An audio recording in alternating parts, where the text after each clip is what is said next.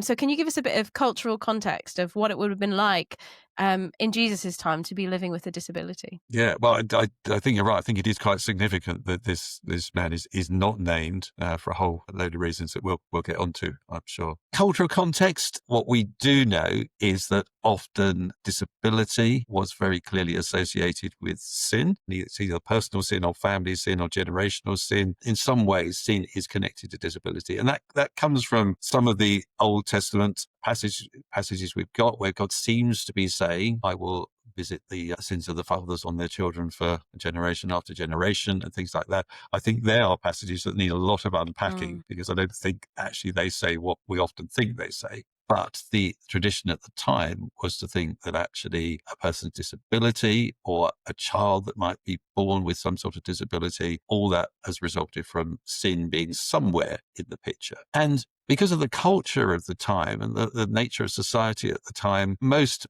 disabled people would probably, well, if they didn't have a family within which they could live and be supported, would probably end up begging. Mm. But many disabled people did end up relying on the charity of others, which in those days meant begging, asking, as it says in the Bible several times, asking for alms. So yeah, that's the context in which we come across this man. But as you say, interesting, he's not named. And that's because I think that's significant because not even his neighbors seem to know his name, do they?